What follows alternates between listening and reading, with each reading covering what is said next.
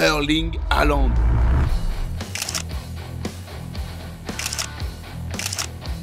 Le crack de sa génération. Des montagnes de buts qui s'empilent chaque saison. Des trophées en pagaille depuis qu'il a rejoint le Manchester City de Pep Guardiola. Et pourtant, le cyborg fascine par sa capacité à être inarrêtable sur le terrain, mais est aussi détesté pour son côté inhumain très froid en dehors, avec des anecdotes qui vont alimenter cette théorie. Quelles sont les forces et les limites du cyborg Erling Haaland, crack de sa génération, qui n'est pas encore le GOAT qu'on attend de lui? On va plonger ensemble dans cette histoire, les amis, dans Call Interview, c'est parti.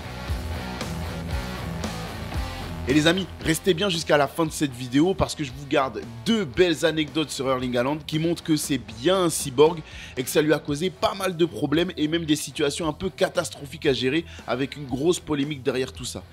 Allez-y, fin de vidéo, restez connectés, je vous promets vous n'allez pas le regretter. Dans le monde du football, il y a une tradition qui veut que le joueur qui marque un triplé dans un match se saisisse du ballon, l'emmène au vestiaire et le fasse signer par les coéquipiers qui sont présents sur la feuille de match ce jour-là. Erling Haaland, il la connaît par cœur cette tradition parce que à l'heure où je vous parle, dans sa carrière, il a déjà réalisé l'exploit de marquer 3 buts dans un match à 24 reprises. C'est l'équipe qui nous apprend ça. Au moment où il avait marqué son 23e triplé contre Ipswich, il avait encore demandé à ses partenaires de signer le ballon. Et je crois qu'au vu des photos qui sont sorties de ce jour, il y a un petit agacement et une lassitude de la part de ses coéquipiers Citizen. Regardez, on peut lire sur le ballon, j'en ai marre de signer ces ballons de match, ou encore un certain fuck off que je pense pas avoir besoin de traduire, je pense que vous gérez l'anglais de ce côté-là. Mais Erling Haaland, lui, il en a rien à faire des ressentiments de ses partenaires, ce qu'il veut lui c'est marquer l'histoire et être un joueur au plus haut niveau, notamment du côté de Manchester City.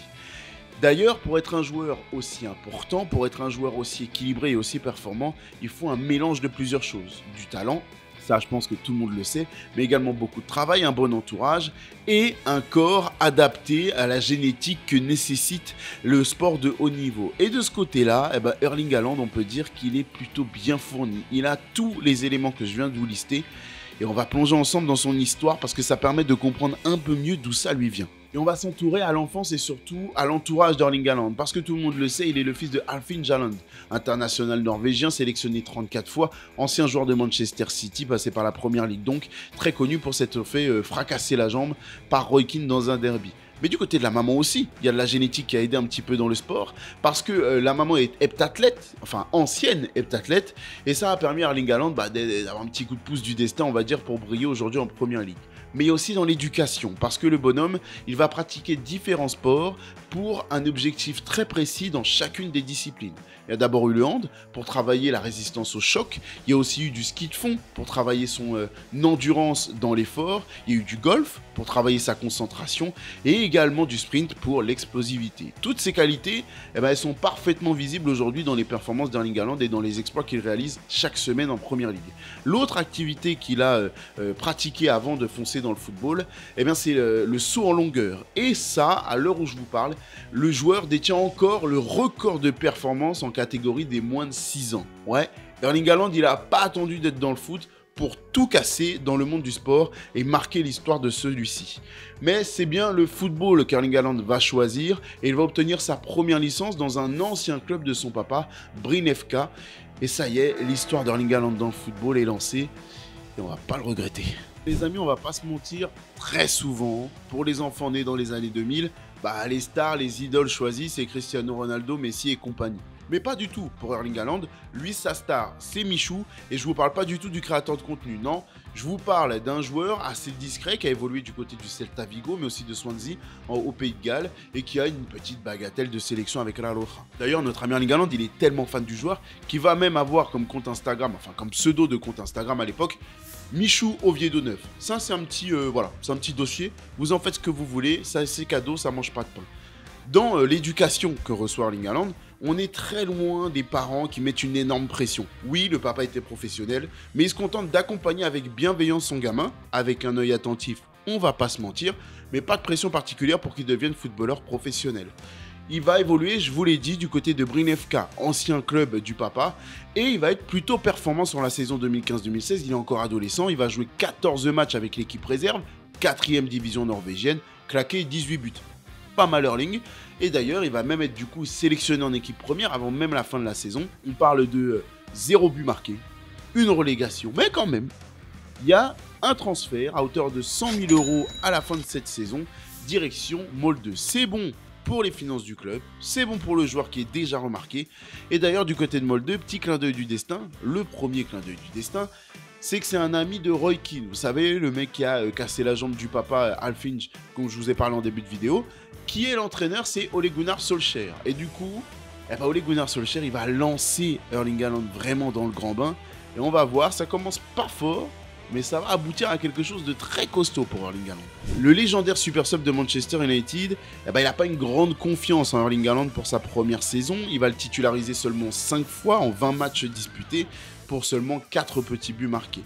Mais ça prépare l'explosion sur la saison suivante d'Erling Haaland. Parce que là, oui, il va bien gagner sa place dans le 11 de Solskjaer et il va être impressionnant grâce à des performances régulières. Il y a déjà eu ce quadruplé marqué en seulement 17 minutes contre Brann, ça a marqué les esprits, mais il y a aussi le fait qu'Erling Haaland a été décisif en 4 matchs à 10 reprises. Ça, c'est costaud, ça attire le regard.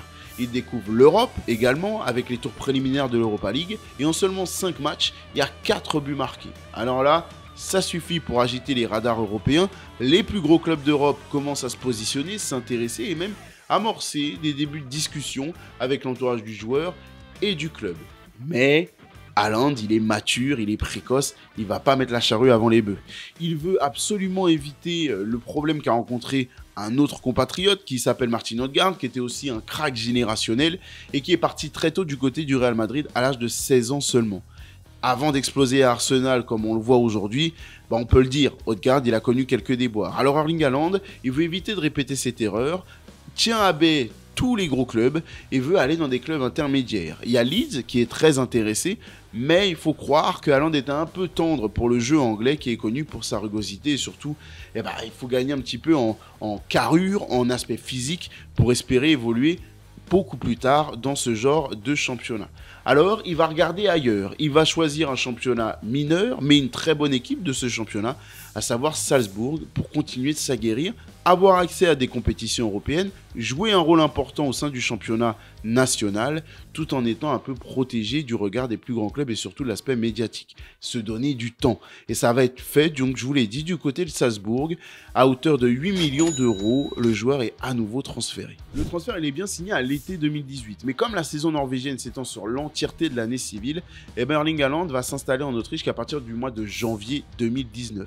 Sur cette deuxième moitié de saison norvégienne, il ne va disputer que 5 matchs et marquer un seul petit but. C'est peu, c'est le temps de l'adaptation, mais Erling Haaland, il va faire la une des journaux pour autre chose. Il va disputer le mondial U20 avec sa sélection norvégienne.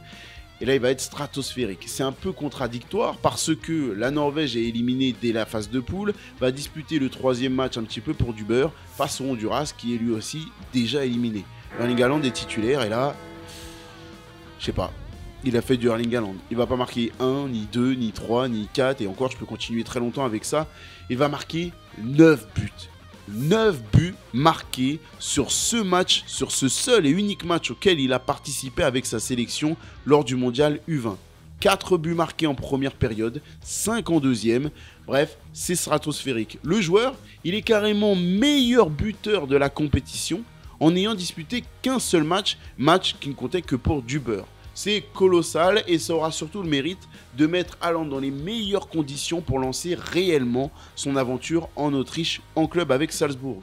Écoutez ça, c'est du grand Haaland, la précocité, il répond présent tout de suite. Premier match de la saison en coupe, triplé. 3e match de championnat, triplé.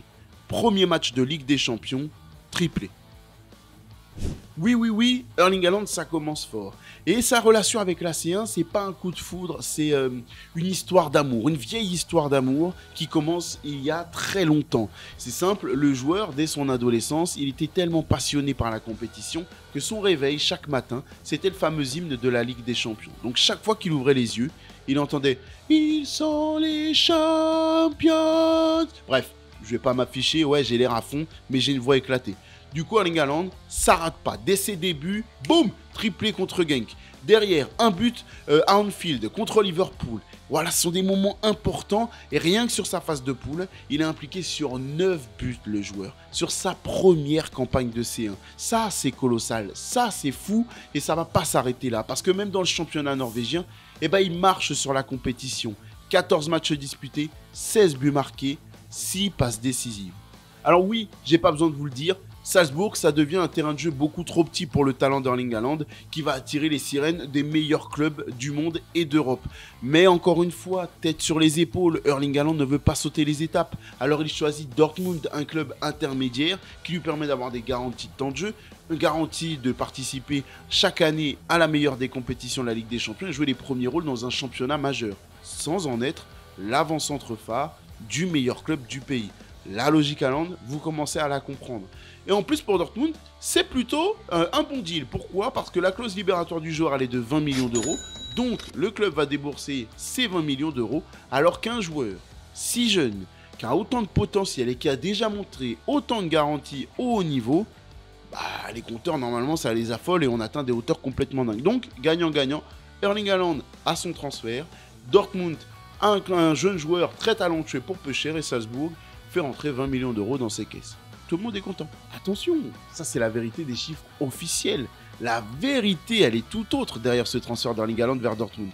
Cette idée de ne pas mettre une clause à 100 millions d'euros, elle vient du regretté Mino Raiola, qui estimait qu'avec une clause à 20 millions d'euros, on s'offrait un champ des possibles incroyable et tous les clubs étaient susceptibles de pouvoir accueillir Erling Haaland. Donc, pas de restriction. Mais au lieu de simplement se contenter de 20 millions d'euros, il y avait aussi 15 millions d'euros qui ont été envoyés à Mino Raiola pour qu'il les prenne dans sa poche, pour travail et services rendus.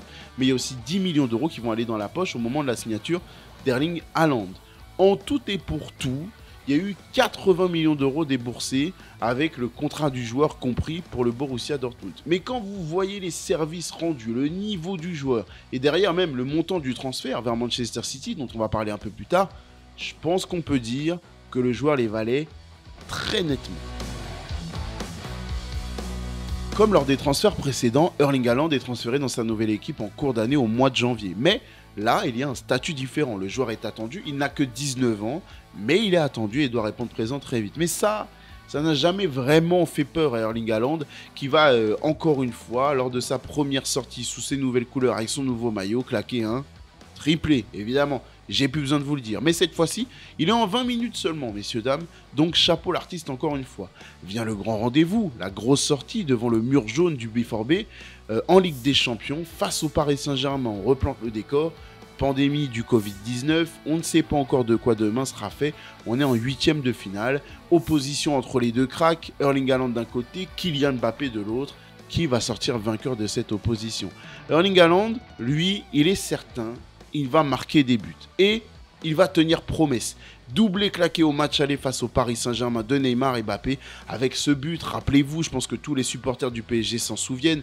Accélération fulgurante alors qu'il a un grand gabarit. Frappe surpuissante. Le bruit est encore retentissant dans les oreilles de tout le monde. On entend les filets claquer sous la puissance de la frappe d'Erling Haaland. Bref, performance réussie. Le BVB s'impose 2-1. Grosse performance du nouveau crack, ça en dit long, on est très confiant avant le match retour. La mauvaise note, c'est cette célébration qui a fait un buzz, mais un buzz qui va un petit peu jouer des tours au Borussia Dortmund, parce qu'on retrouve la position d'Erling Haaland, en position un peu de bouddhisme très détendu, qui est en pleine introspection au moment de son but, qui n'a pas du tout été apprécié du côté du Paris Saint-Germain, mais lui s'en défend, il se défend de toute moquerie et de toute provocation dans son explication à la fin du match. J'adore vraiment la méditation, ça me fait me sentir calme et ça me tranquillise. C'est pour ça que parfois, je célèbre mes buts comme ça. Le match retour, j'ai pas besoin de vous faire un dessin, on s'en souvient tous. Le Paris Saint-Germain s'impose avec un grand Neymar, la célébration moqueuse destinée à Erling Haaland et les célébrations de fin de match avec Angel Di Maria au sommet du Parc des Princes, devant tous les fans parisiens, pas autorisés à rentrer dans l'enceinte, les fumigènes, bref, des images mémorables qu'on garde tous en mémoire. Mais du côté d'Erling Haaland, Le bilan, c'est qu'il est éjecté dès les huitièmes de finale de cette compétition. C'est pas un énorme affront pour ce Borussia Dortmund qui n'était pas favori devant ce PSG, mais Erling Haaland, lui, a répondu présent. Il est sorti en huitième, mais il est deuxième meilleur buteur de cette campagne de Ligue des Champions avec 10 buts marqués.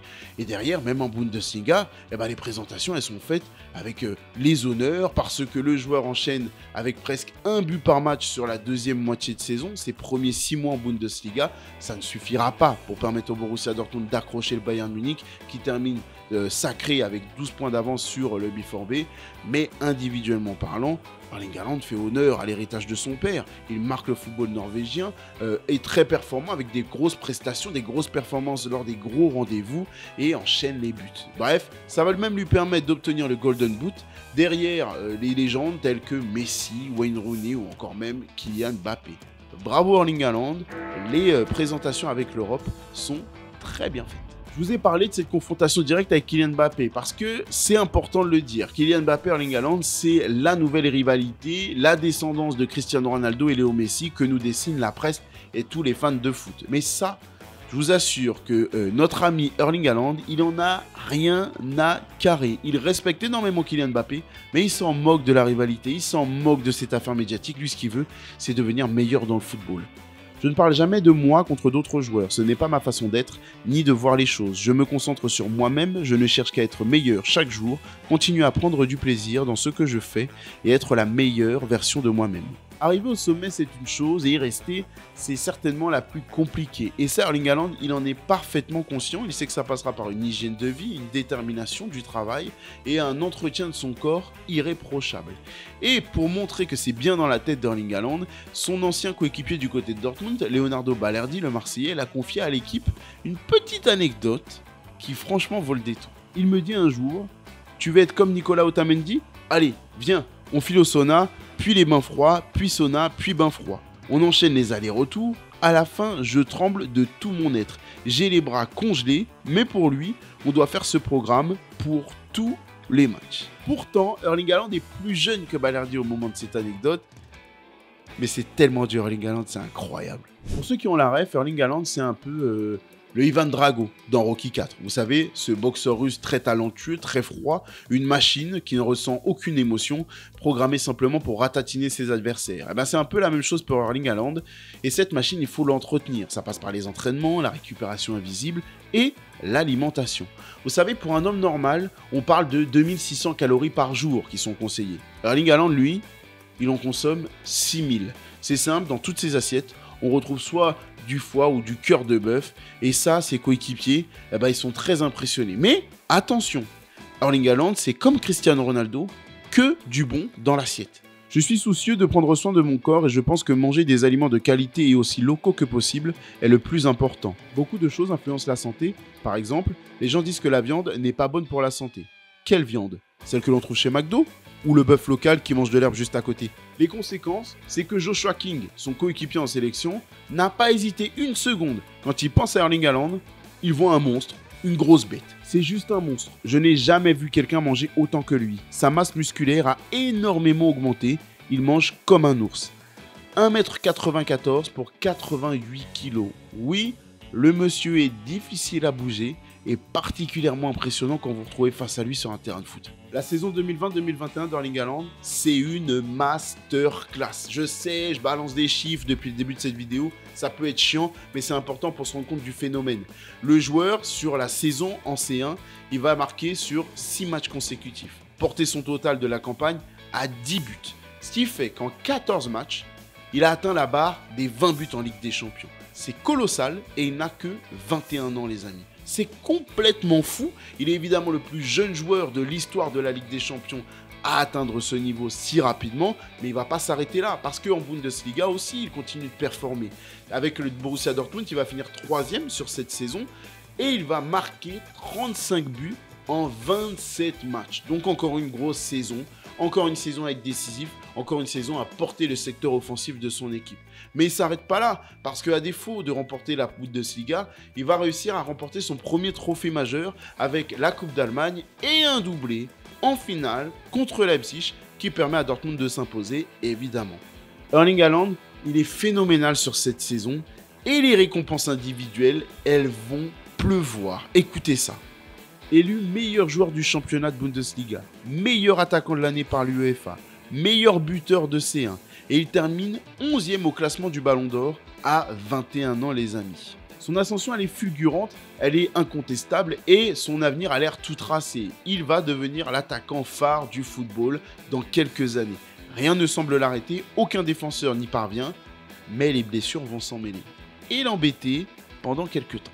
Sur la saison 2021-2022, Erling Haaland il manque quand même 16 matchs. 16 matchs pour cause de soucis musculaires. Et c'est pas dû à des coups, c'est pas dû à des hématomes qui mettent du temps à se résorber, qui mettent du temps à retrouver une plénitude de mouvement. Non, on parle du jeu d'Erling Haaland qui n'est pas en adéquation avec ses qualités et surtout ses limites physiques.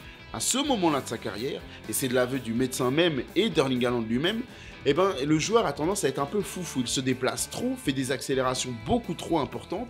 Et pour son corps qui pèse 88 kg, eh ben, c'est beaucoup trop violent. Il faut des moments de répit, il faut un jeu bien plus en adéquation avec les qualités physiques et les limites physiques d'Erling Haaland pour qu'il soit constamment présent sur la saison. On n'est pas dans une catastrophe. 30 matchs disputés sur la saison, 29 buts marqués, 8 passes décisives. Le joueur est toujours sur de grosses performances, mais quand même 16 matchs manqués, ça coûte cher quand on est le Borussia Dortmund avec un joueur qui est devenu majeur à ce point. Mais Erling Haaland, à l'issue de cette saison, il l'a compris. 2 ans et demi passés en Bundesliga, 2 ans et demi passés à regarder le titre de loin, à ne jamais le toucher, à l'exception de cette Coupe d'Allemagne. Il est temps d'aller voir du côté des Cadors, de franchir cette nouvelle étape et de devenir enfin un attaquant d'un très grand club européen qui enchaîne les buts et surtout qui collectionne les trophées. Et ça va ouvrir un nouvel épisode qu'on connaît tous maintenant et qui a fait énormément de dégâts. Si vous mettez en relation sa valeur footballistique, sa valeur en termes d'image pour des sponsors, on arrive à coup sûr au milliard. C'est logique de comparer Erling à Mbappé. Ça donne aussi une idée du marché. Je pense qu'Erling sera le premier joueur à faire l'objet d'un transfert qui sera autour du milliard. Ces mots ils sont signés Rafaela Pimenta, qui est la nouvelle agent de Erling Haaland et qui a pris le relais après le décès de Mino Raiola. Et elle a raison. Effectivement, si Erling Haaland continue d'évoluer à ce niveau de performance, à être aussi régulier dans ce qu'il présente sur les terrains de Première Ligue et d'Europe aujourd'hui, évidemment, il éclatera le record du transfert de Neymar. Encore faut-il qu'un club soit en mesure de le payer et surtout qu'un club arrive à lui donner envie de partir. Parce qu'à Manchester City, il enchaîne les titres, il est dans le meilleur championnat du monde et dans une équipe susceptible de remporter la Ligue des Champions, même si elle ne le fait pas assez, elle est quand même susceptible de le faire chaque saison. À part le Real Madrid, quel autre club est en mesure de présenter un tel package argent, enjeux sportifs, gloire que Manchester City? C'est à méditer, mais en tout cas, effectivement, elle a raison. Sur le papier, seul Manchester City et le Real Madrid pourraient se payer un tel transfert, réaliser un tel transfert aujourd'hui, et le Paris Saint-Germain n'est pas sûr que ce soit une possibilité pour le PSG. En tout cas, pour Erling Haaland, il n'y avait qu'un club, c'était Manchester City.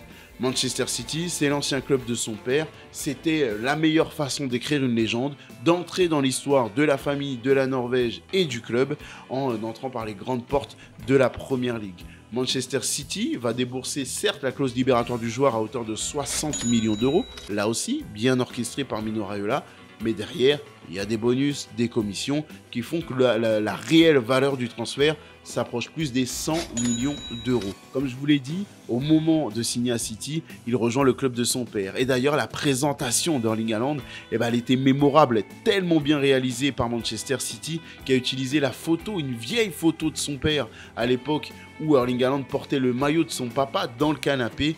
On a reproduit cette photo à grandeur adulte, à l'âge adulte. Et franchement, c'était un moment émotion, un moment marquant. Et je pense que tout le monde se souvient encore une fois aujourd'hui de cette présentation d'Erling Haaland à Manchester City. Je suis à l'endroit idéal pour réaliser mes ambitions. Je veux marquer des buts, remporter des trophées et m'améliorer en tant que footballeur. Pour ses 10 premiers matchs sous les couleurs de Manchester City, Erling Haaland fracasse tout. 15 buts marqués, 3 triplés inscrits, bref, c'est du jamais vu. Jamais une recrue n'avait frappé aussi fort dans l'histoire du championnat anglais. Et ça va aller plus loin parce que ça ne s'arrête pas qu'à la Première Ligue. Il y a également la C1 avec ce quintuplé inscrit contre Leipzig en 8e de finale en 57 minutes seulement. Et puis derrière, il y a aussi ce but zlatanesque contre Dortmund, son ancien club, qui fait qu'il participe très grandement à l'épopée européenne de Manchester City qui va aller jusqu'au bout. Parce que oui, Là aussi, c'est un record dans l'histoire du club, un triplé historique, Ligue des Champions, Première Ligue et FA Cup. Jamais Manchester City n'avait réussi une telle performance et Erling Haaland y est un des grands artisans. Mais ça ne s'arrête pas là. Autre record qui tombe encore, celui de longue date de Alan Shearer et du nombre de buts marqués sur une saison. Erling Haaland va le fracasser.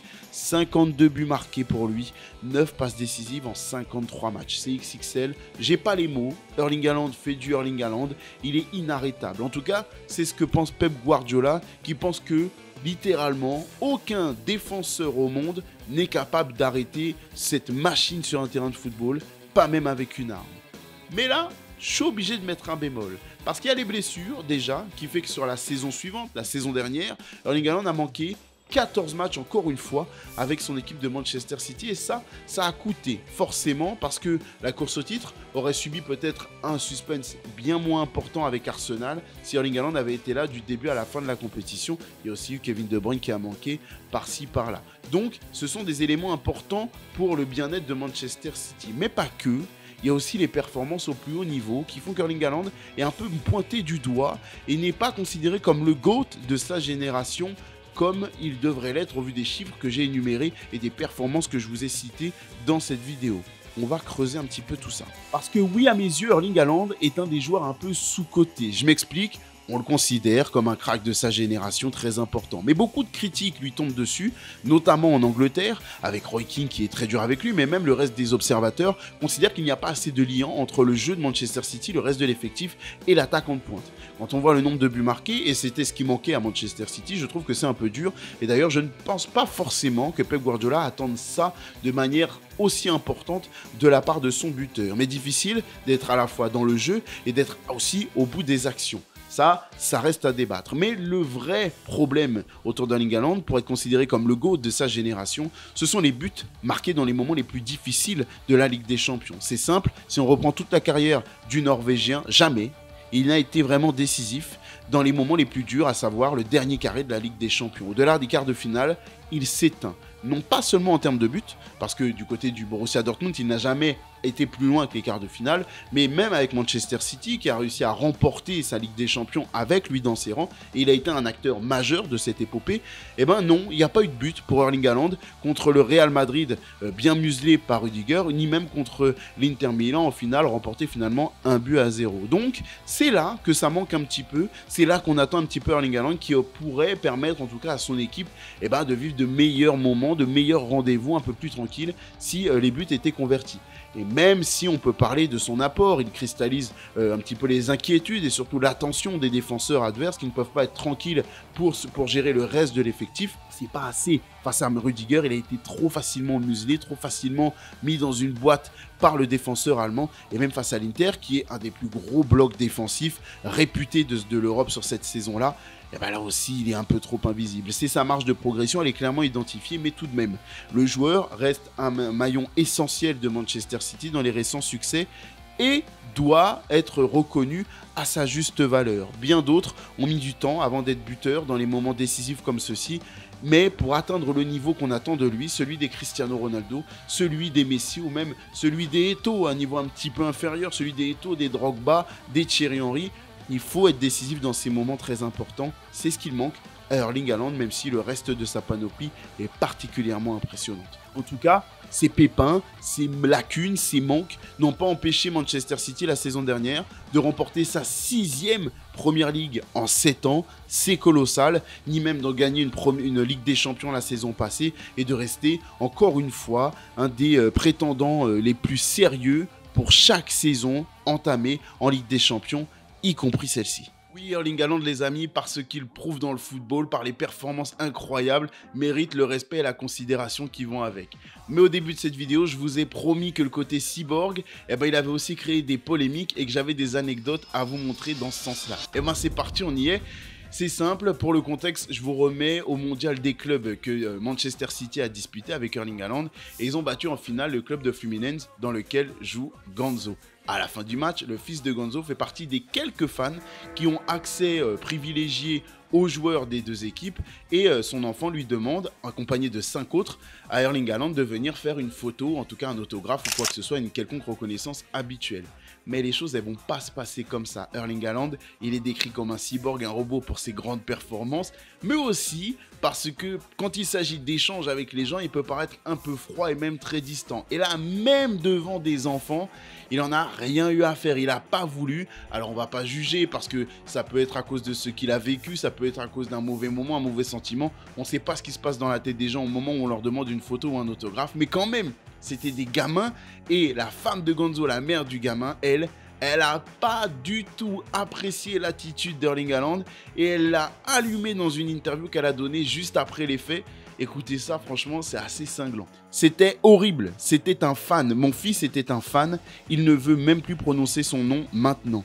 Il n'y avait que 6 enfants, il ne pouvait pas s'approcher, il ne les a même pas salués de loin, il a fait comme si il n'existait pas.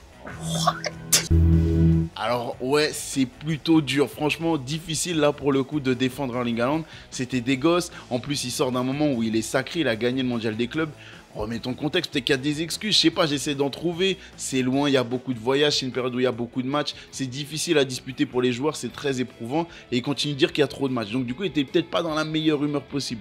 Mais quand même, Erling, un petit salut de loin, un petit quelque chose. En tout cas, ça a brisé le cœur des gamins qui ont du mal à digérer ce moment avec la star qu'ils aiment tant. Et Erling Haaland, il a encore une fois montré que c'était bien un cyborg et que même devant des gosses, il n'était pas ému. Mais son ami d'enfance et partenaire en sélection, il n'est pas surpris parce que pour lui, Erling Haaland, il est conditionné football. Il n'y a que le football dans sa tête et rien d'autre. Écoutez ça. Football, football, football. C'est ce qu'il y a dans son esprit, rien d'autre. Le deuxième élément qui prouve qu'Erling Haaland, c'est bien un cyborg et pas un être humain normal, il se trouve dans son rituel du sommeil. Bon, déjà, il va utiliser les petites lunettes bleues, vous savez, pour parer les mauvaises ondes qui sont envoyées à travers les écrans qui nous entourent, téléphone, tablette ou la télévision. Mais pas que, il va aussi mettre du sparadrap sur sa bouche pendant toute la durée de la nuit. Oui, moi, ça me fait flipper, je trouve ça hyper chelou. Mais en fait, c'est une tendance qui est devenue virale. Il y a pas mal d'influenceurs qui l'ont mis en avant sur les réseaux sociaux, notamment sur TikTok, et qui ont partagé des témoignages hyper intéressants. Déjà, ça permettrait d'améliorer la qualité du sommeil. Le fait d'utiliser exclusivement les narines pour respirer améliore la qualité du repos, et les effets au réveil sont considérables. On a beaucoup plus d'énergie, on est de meilleure humeur, on pue pas du bec, et ça, c'est un atout de ouf. Mais en plus de ça, derrière, la journée, elle est beaucoup plus facile à encaisser et à démarrer. C'est ce que prône en tout cas Erling Haaland, mais attention quand même, il y a des spécialistes qui vont à l'encontre de cette théorie-là en disant que c'est contre-intuitif et même parfois très dangereux. Écoutez ça, c'est pas moi qui le dis, c'est des spécialistes. Coller un sparadrap sur sa bouche est contre-intuitif. Si on obstrue les entrées aériennes, on rend au contraire plus difficile l'oxygénation du cerveau. Bon, chacun se fera son idée sur la théorie. En tout cas, si vous testez ça, soyez prudents les amis, prenez des précautions. Testez d'abord la sensation en étant éveillé, d'accord, devant la télé ou en lisant un livre ou même en travaillant pour vous habituer au fait d'avoir la bouche scellée, avoir la bouche avec un sparadrap dessus. Et aussi, il est très fortement conseillé de laisser des petits trous sur les côtés. Mettez le sparadrap sur l'avant de votre bouche, pas sur les côtés pour éviter tout malaise et surtout des difficultés respiratoires dans une période comme maintenant où tout le monde a un peu le nez bouché. Bref, vous l'avez compris, Erling Haaland, pour être aussi chaud, eh bien c'est confirmé, la théorie est vraie, il n'est pas humain le monsieur, il est très chelou, voire cyborg. Après, franchement, on va mettre aussi des circonstances atténuantes et ça, c'est la deuxième anecdote. Cette fois-ci, ça ne concerne pas Erling Haaland directement, mais son père. Ça permet de comprendre pourquoi Erling Haaland est un peu, on va dire, spécial avec les gens. Dans le contexte, je vous le remets cette fois-ci, on est dans un match de Ligue des Champions entre le Real Madrid et Manchester City, demi-finale qui, à l'issue des deux matchs, va être remportée par Manchester City, mais Erling Haaland, il n'est pas très performant dedans, je vous l'ai dit, il marque pas au-delà des quarts de finale, et du coup, il y a pas mal de critiques autour de lui. C'était peut-être pour le protéger, mais écoutez ça, le père d'Erling Haaland, Alf-Inge Haaland, il est présent dans les loges du Santiago Bernabéu où se déroule le match, et là, je sais pas ce qui lui prend. Il va se prendre pour un ultra. En tout cas, il va être hyper provoquant. Pas arrêter de chambrer les fans du Real Madrid qui sont autour. Alors que dans les loges, souvent, c'est prôné le fait de se comporter plutôt calmement et tout. Il en a rien à faire, le père d'Erling Haaland. Et il va même aller jusqu'à chambrer. Bref, il y a des échanges avec les supporters. Et il va même leur lancer des cacahuètes. Les cacahuètes auxquelles il a droit en étant dans les loges. En invité XXL de cet événement. Il va leur balancer les cacahuètes alors que eux sont dans les tribunes. C'est lunaire comme situation, c'est lunaire comme attitude, et ça montre encore une fois qu'il y a un côté un peu froid, un peu distant entre les gens et cette famille qui ne sont pas très réputés pour leur côté chaleureux. Encore une fois, on va essayer de pas juger, on ne sait pas ce qui a été dit par les fans du Real Madrid, ni s'il y a eu des échanges un peu houleux, mais en tout cas, la direction et la sécurité du Santiago Bernabéu a décidé d'exclure le père d'Erling Haaland, Alf Inge. Ils l'ont exclu de sa loge et mis à un autre endroit parce qu'il n'avait pas un comportement adapté à ce genre de lieu et à ce genre de privilège. C'est complètement fou. Ça se trouve, vous me direz, le papa c'est un super papa. Il a vu que son fils était en galère sur le terrain. Il lui a permis en tout cas d'attirer l'attention sur autre chose, d'être un peu moins focalisé sur lui en le protégeant et en faisant en sorte que les projecteurs soient sur lui. Je sais pas, encore une fois, j'essaie de sortir les meilleures excuses, les meilleures raisons possibles pour essayer de défendre ces personnes-là parce que j'aime pas trop tirer sur les gens. Mais là, en tout cas, c'est encore une anecdote qui prouve que c'est un peu compliqué. En tout cas, Erling Haaland, je suis pas sûr que c'était le moment où il a été le plus fier de son père, parce que là, pour le coup, c'est pas mal de provocations, et derrière, les médias ont allumé le papa pour son comportement, et les médias espagnols s'en sont donnés à cœur joie. Vous, qu'est-ce que vous auriez fait à sa place? Dites-moi ça en commentaire, je suis plutôt curieux de savoir si vous trouvez ça normal, si ça fait partie du foot, ou si au contraire, c'est hyper déplacé de la part du père d'un joueur, qui en plus est un ancien joueur, qui a l'habitude de ces moments-là, et de ces expositions, et de ces privilèges-là. Dites-moi ce que vous en pensez. Moi, je pense qu'en fin du Bernabéu, j'aurais un peu câblé. Mais bref. En tout cas, voilà, ce sont les deux anecdotes que je voulais vous partager sur Erling Haaland et son côté un petit peu cyborg. Ça ne veut pas du tout dire que le mec est méchant. Encore une fois, chaque proportion est importante, donc allons pas nous enflammer les amis. Bon, on va finir cette vidéo sur un point de vue positif, parce que certes le côté cyborg il peut être agaçant comme ce cas-là, mais il est surtout très impressionnant, et en première ligue, Erling Haaland il est en train de tout fracasser. Il a déjà mis 2 triplés contre Ipswich et contre West Ham, fini sur un doublé contre Brentford, c'est le dernier match qu'il a disputé. Aujourd'hui, Manchester City compte 11 buts, c'est l'équipe la plus prolifique de première ligue. Erling Haaland est à 9. Il n'y a pas une équipe de première ligue qui a fait mieux qu'Erling Haaland sur ce début de saison. C'est colossal, les amis. Il est parti pour faire des grandes choses. Dites-moi, est-ce qu'il est sous-coté, notre ami Erling Haaland? Est-ce qu'on ne reconnaît pas assez bien ce qu'il fait? Est-ce que le public anglais et la presse anglaise est un peu trop dur avec lui par rapport aux critiques qui ont déferlé contre lui, sa participation au jeu, le fait de ne pas marquer dans les grands moments, ou au contraire, est-ce que c'est justifié? J'ai tendance à penser qu'on est un peu dur, même si les critiques, notamment sur le fait de marquer en demi-finale et en finale, c'est important pour un très très grand buteur, mais quand même on est un peu dur. Il y a d'autres joueurs qui sont pas aussi réguliers que lui, qui ne font pas autant de différence dans des proportions aussi prolifiques que lui, et qui sont portés par la presse, par tout le monde. Donc dites-moi ce que vous en pensez, je suis très curieux d'avoir votre avis en commentaire.